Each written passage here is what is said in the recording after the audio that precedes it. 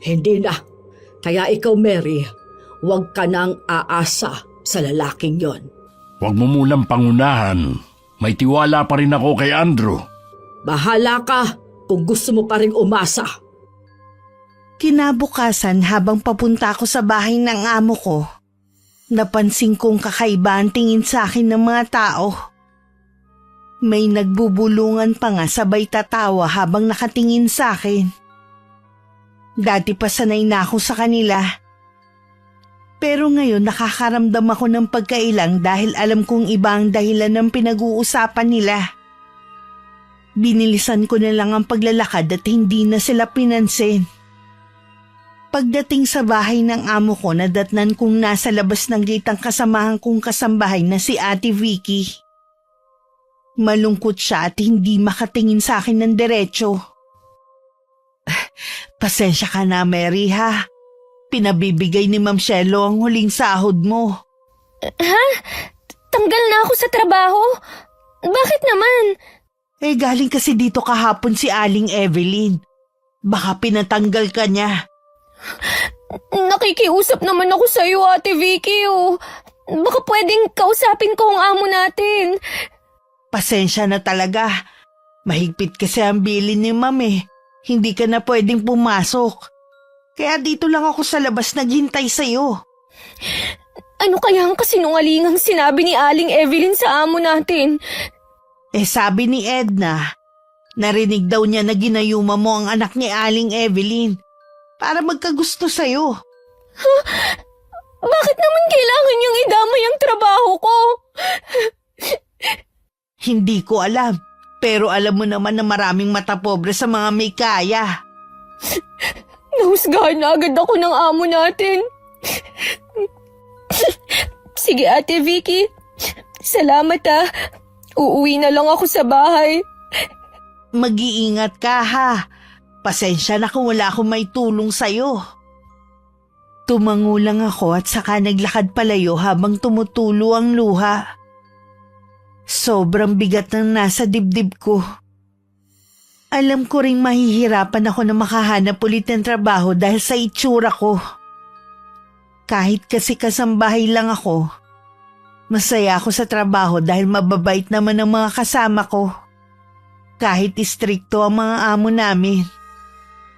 Pagdating sa bahay, nakita kong umiiyak ni Lola. Agad siyang lumapit sa akin.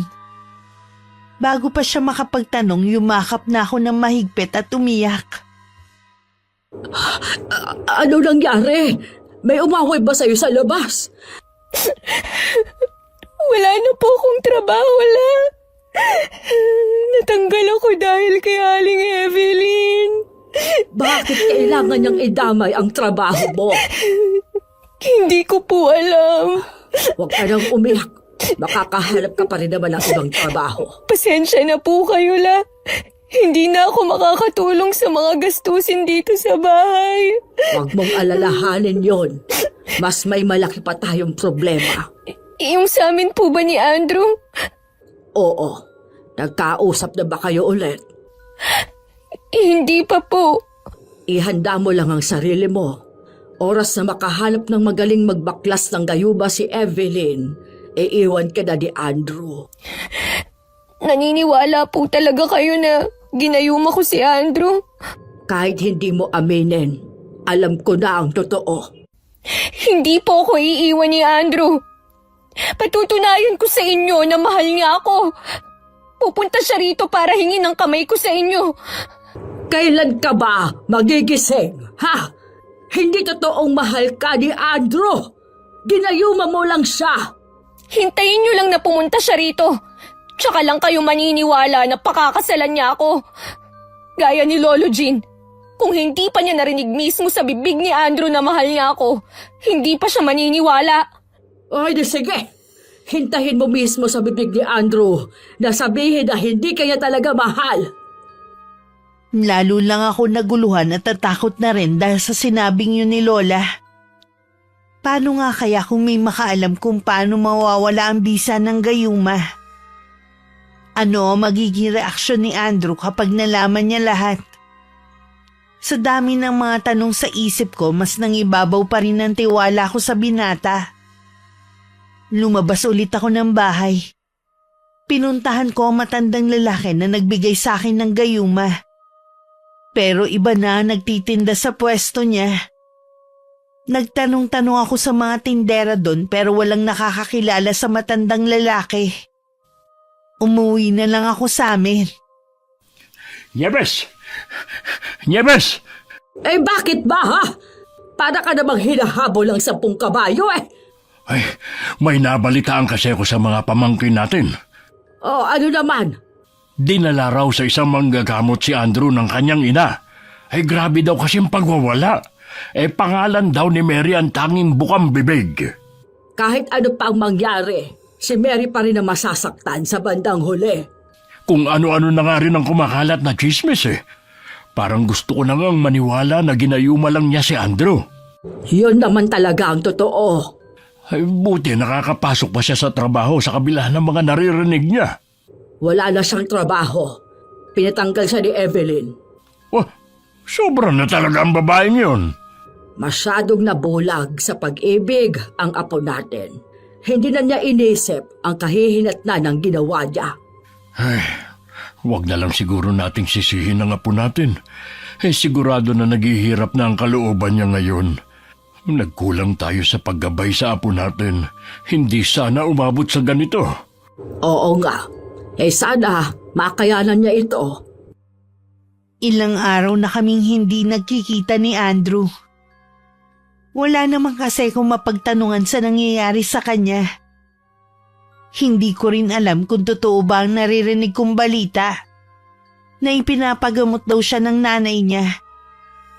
Dumating ang araw ng usapan namin na pupunta siya sa bahay para kausapin ng lolo at lola ko sa plano naming pagpapakasal. Umalis din nun si lola at kami lang ni lolo ang naiwan. Nawawalan na ako ng pag-asa na darating pa ang binata. Nang matanaw ko siya sa bintana na palapit. Sinalubong ko na siya habang nakasunod sa akin ng tingin si lolo. Andrew!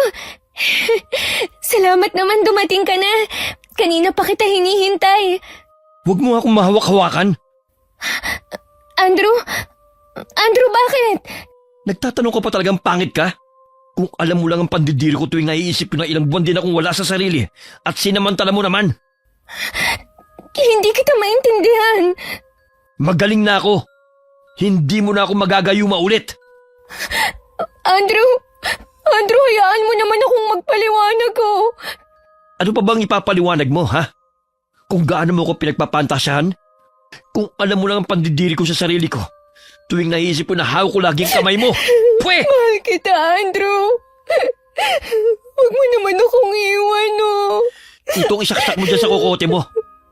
Kahit kailan, hindi ako magkakagusto sa isang pangit na katulad mo. Walang lalaki magmamahal sa'yo. Magpakamatay ka na lang. Baka magkaroon ka pa ng silbi. Nasabi mo na lahat ng gusto mong sabihin kay Mary. Makakalis ka na. Dapat kasi ikinukulong niyo ang apo niyo, kasama ng mga alaga niyong hayop, para hindi nakakaperwisyo sa mga normal na tao. Talaga bang hindi ka titigil, ha? Relax ka lang, Tatang. Hindi ako lalaban sa inyo. Dapat nga humingi pa kayo ng tawad sa akin eh. Kahit kailan, hindi kami hihingi ng tawad sa isang mayabang na katulad mo. Anong tawag sa apo niyo, ha? Nagmahal lang ng maling lalaki ang apo ko. Tapos na ang pag-uusap natin. Umalis ka na at huwag ka nang babalik. Hindi na talaga ako tutungtong sa bakuran niyo. Baka sa susunod, hindi lang gayumang gawin sa akin ang pangit na yan. Andrew! Hayaan mo na siya. Hindi naman siya karapat-dapat sa pagmamahal mo. Kasalanan ko, Polo. Kung bakit siya nagalit. Hindi ko dapat ginawa sa kanya yun. Magsisi ka man. Huli na ang lahat. Mula ng araw na yun, nagkulong na lang ako sa silid ko. Wala akong ginawa kundi ang umiyak at pagsisihan ng ginawa ko. Ilang beses sumagi sa isip ko na kung pwede lang sanang ibalik ang nakaraan. Doon ko lang kasi may tutuwid ang mga ginawa ko. Kahit gustuhin ko man na maghanap ng trabaho para makalimot, hindi naman ako makalabas ng bahay. Minsan kasi narinig kong nag-uusap sina lolo at lola. Ang dami raw pinapakalat na paninira tungkol sa akin ng mag-inang Evelyn at Andrew. Pati tayo, nadamay na rin. Ayaw na rin akong kausapin ng mga taga rito. Ang sama na ng pagkakakilala nila sa atin. Walang dapat sisihin, kundi ang mag-ina na yon. Hindi mo rin sila masisisi dahil sa ginawa ni Mary. Akala ko ba mabait ka na kay Mary? Oo naman. Pero aminin natin na siyang pinagmula ng problema. Kung hindi niya ginayuma si Andrew, hindi tayo guguluhin na mag-inang yun. Sobra ng paghihirap ng apo natin. Huwag na nating dagdagan pa. Hindi siya makakalimot kung nandito lang siya. Ibig mo bang ipahiwatig na umalis siya dito? Oo, kaya lang wala naman tayong kamag-anak na pwede niyang tirhan pansamantala.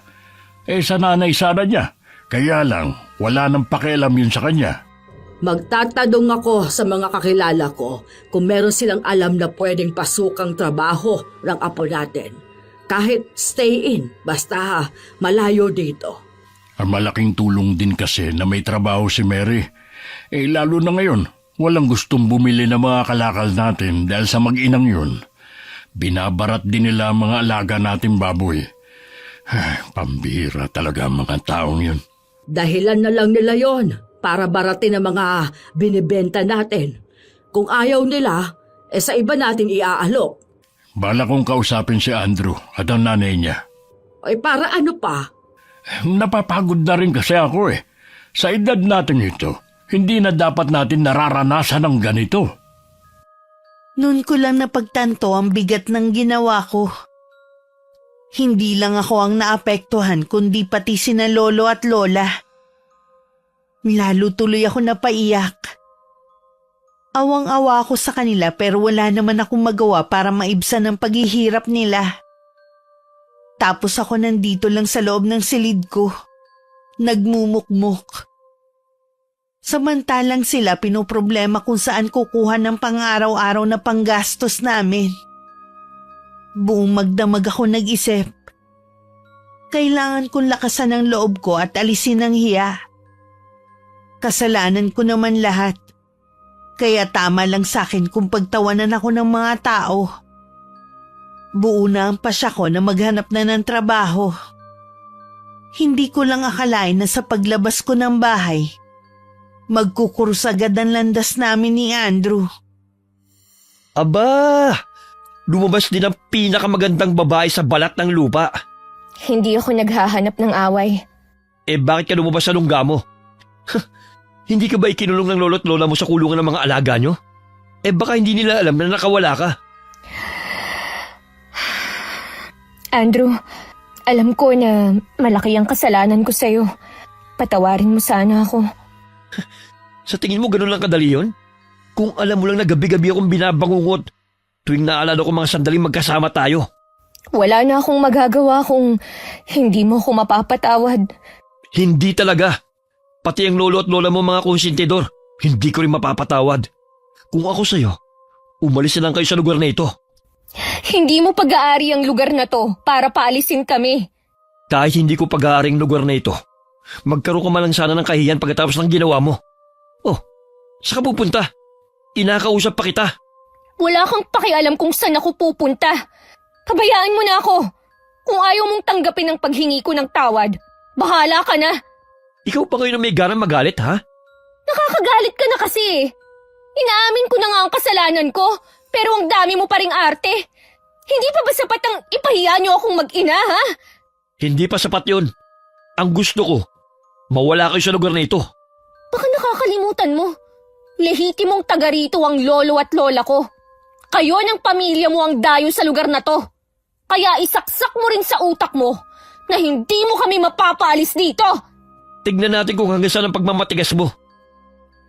Nang araw na yun, bigo ako umuwi sa bahay. Walang gustong tumanggap sa akin. Maliban doon tuwing napapadaan ako sa mga taong nagkukumpulan, Pinaparinig pa sa akin ang pag-uusap nila. Nakaranas din akong pagbabatuhin ng mga bata habang sinisigaw kung gaano ako kapangit. Sa ilang araw kong paghahanap ng trabaho, madalas akong umiiyak dahil sa ginagawa ng mga tao sa akin. Nakaranas din ako na umuwi na puno ng putik ang damit. Hindi na nakapagtimpi si Lolo Jean at sinugod na niya si Andrew. Andrew, tayo magtuos. Para kang hindi lalaki. Ano po bang problema nyo? Inaabalan yung paglalaro namin ng bilyar ng mga kasama ko eh. Wala akong pakialam. Tigilan mo na ang pagpapahirap sa apo ko. Bakit? Sumusuko na ba siya, ha? Ano pa ba ang gusto mo? Nagsisisi na ang apo ko sa ginawa niya. Bakit kailangan mo pang mag-utos ng mga tao para saktan siya? Wala po akong inuutusan. Baka sadyang galit sa kanya mga taong yon. Huwag ka nang magsinungaling! Huwag niyo sanang kalimutan na malaking atraso sa akin ng apo niyo. Nagbayad na ang apo ko. Sobra-sobra pa. Huwag mo nang hintayin na kami naman ang maningil sa'yo. Huwawa, kayo pa talagang may ganang bantaan ako? Hindi yun basta pagbabanta lang. Subukan mo lang ako. Umalis na kayo. Abala na kayo eh. May gusto pa sanang sabihin si Lolo pero tumalikod na si Andrew at tinuloy na ang paglalaro kasama ng mga kaibigan.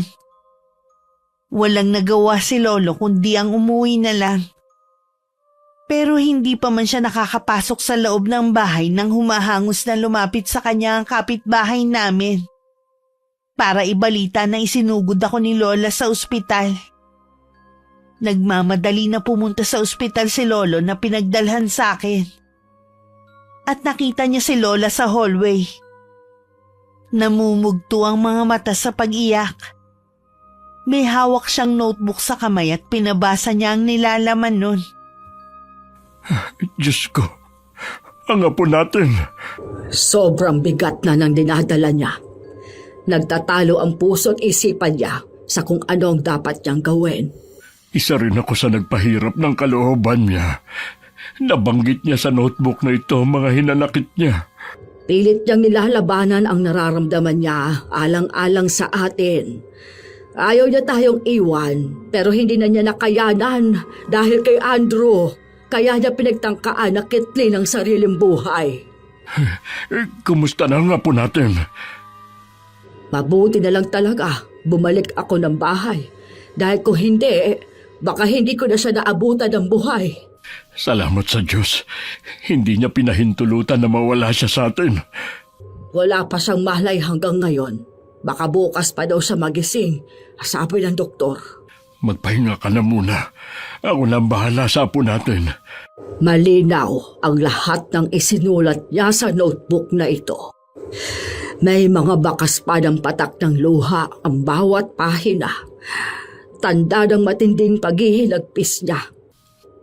Hindi ako matatahimik, Jean. Kailangan kong mabigyan ng hustisya ang nangyari sa apo natin.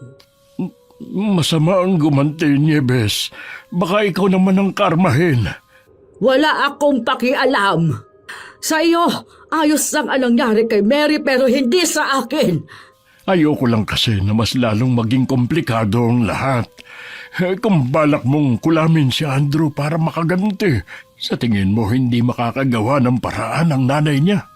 Sisiguruhin ko na matinding sumpa ang igagawad ko sa kanya. Muntik nang mawala sa atin si Mary. Dapat sa kanya. Mawala dito sa mundo. Maghunos dili ka, Nieves. Baka pagsisihan mo ang gagawin mo. Wala akong pagsisisihan. Basta sa kapakanan ng apo natin. Bantayan mo si Mary. Aalis muna ako. Nieves, huwag ka munang umalis. Mas kailangan ka ng apo mo rito. Siguradong ikaw ang hahanapin niya. Ay, umalis pa rin talaga siya. Ni hindi man lang pinakinggan ang sinasabi ko. Sana magbago ang isip niya. Natatakot ako sa pwede mangyari kay Andrew.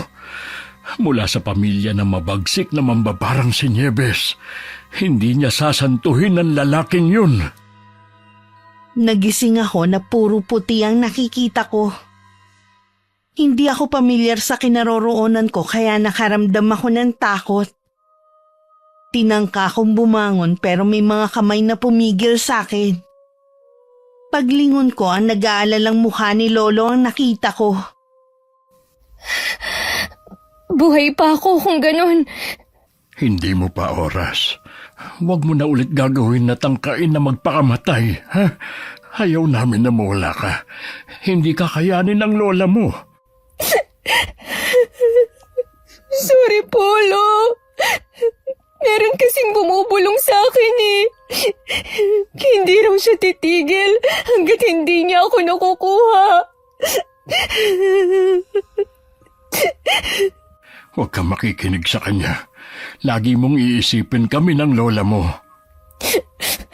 Patawarin niyo po ako kung nag-alala kayo sa akin. Si Lola Nieves po. Umalis siya kanina. Pupuntahan niya si Andrew. Nabasa namin ang notebook mo. Mali na nakinig ako kay Andrew. Akala ko kasi tama ang gagawin ko. Mula ngayon, sa amin na lang ng lola mo ikaw makikinig, ha? Kung hindi mo man makuha ang pagmamahal na gusto mo sa ibang tao, nandito kami na tunay na nagmamahal sa iyo. Opo, Lo. Alam ko na po ngayon. Gusto ko na pong makalabas para makapagsimula muli. Hintayin lang natin ang sasabihin ng doktor kung kailan ka makakalabas. Kumalat na rin ang balita sa lugar namin ang ginawa kong pagtatangka sa sarili kong buhay. Nakarating na rin yun kay Andrew.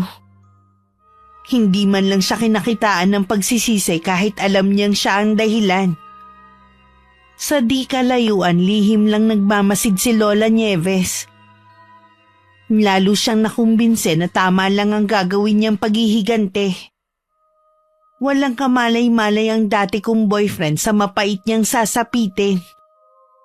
Malalim na ang gabi na makauwi si Andrew galing sa bilyaran. Bad trip siya ng mga oras na yon dahil malaki ang natalo sa kanya. Sa kalagitnaan ng paglalakad niya, naramdaman niya na parang merong sumusunod sa kanya.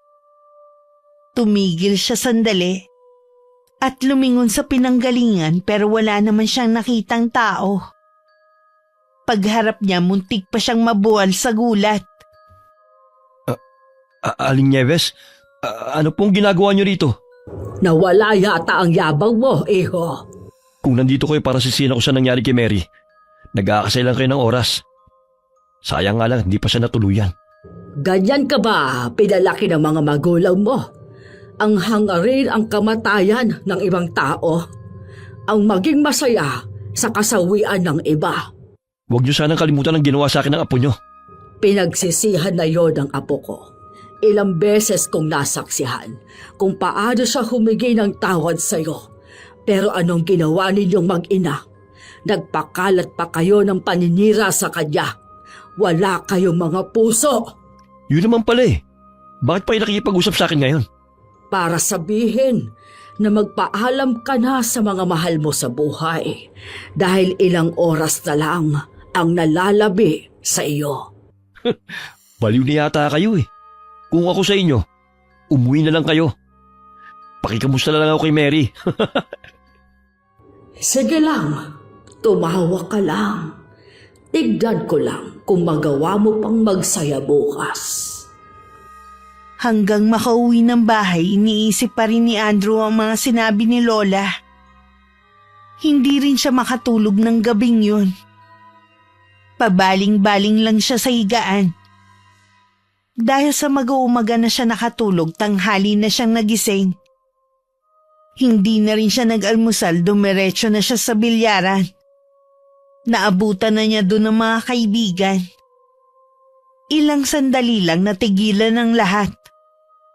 Napatutok na lang ang mga mata nila kay Andrew. Bigla kasing sumuka ng dugo ang binata. Nakaluhod na siya dahil sa panghihina. Imbis na tulungan siya, lumayo pa sa kanya ang mga kaibigan. Noon lang kasi nila napansin ang mga buhay ng mga insekto na lumalabas sa bibig niya. Tulungan niyo ako! Hirap na ako. Nang akmang lalapitan siya ng isang kaibigan, bigla naman sumirit sa mga mata niya, tenga at ilong ang sariwan dugo. Napaatras na lang ang mga nandun. Wala silang magawa kundi panoorin na lang ang nangyayari kay Andrew. Nang bigla siyang humandusay sa sahig, lalong nagsilabasan ng mga uod, ipis at alupihan sa katawan niya. Lahat na patulala na lang dahil nun lang sila nakasaksi ng ganong kababalaghan. Bago pa dumating ang nanay niya, wala nang buhay si Andrew. Nasa bahay na ako noon nang mabalitaan ko ang nangyari kay Andrew. Kahit ako nakaramdam ng pandidiri sa paraan ng pagkamatay niya. Naroon pa rin ang awa. Pero wala na akong nararamdaman na pagmamahal sa kanya. Totoo po ba ang sinabi ng kapitbahay natin si Aling Marie na barang ang ikinamatay ni Andrew? Yun ang sabi ng mga taga rito. Malungkot ka ba dahil sa nangyari sa kanya? Nalulungkot din po. Pero hanggang dun lang ang nararamdaman ko. Mabuti naman at wala na siya sa puso mo. Baka po sa masasakit niyang sinabi, kaya ang bilis mawala ng pag-ibig ko sa kanya. Siguro nga. Sa wakas, makakapagsimula ka na rin ng bago mong buhay. Maghahanap na po ako ulit ng trabaho. Lagi kang tumawag sa kanya sa bawat desisyon na gagawin mo. Siya lang ang pwede mong kapitan, lalo na kapag wala na kami ng lola mo. Ilang araw nang masama ang pakiramdam ni Lola kaya lagi siyang nasa silid nila. Makalipas nga ang 1 taon na maalam na si Lola Nieves. Napasukan namin siya ni Lolo na wala ng buhay sa silid nila. Pagkaraan lang ng 2 taon, sumunod na rin si Lolo. Tuluyan nang gumuho ang mundo ko. Mabuti na lang nasa tabi ko ang aking ina. Para makalimot, isinama niya ako sa lugar kung saan sila nakatira ng bago niyang asawa. Ilang buwan na ako sa kanila noon nang mabasa ko ang maliit na libreta ni Lola. Nakasulat sa bawat pahina noon ang mga ginawa niya kay Andrew. Siya pala ang bumarang kay Andrew noon. Pinalipas ko muna ang ilang buwan bago ko sumulat sa inyo, Miss Gwen.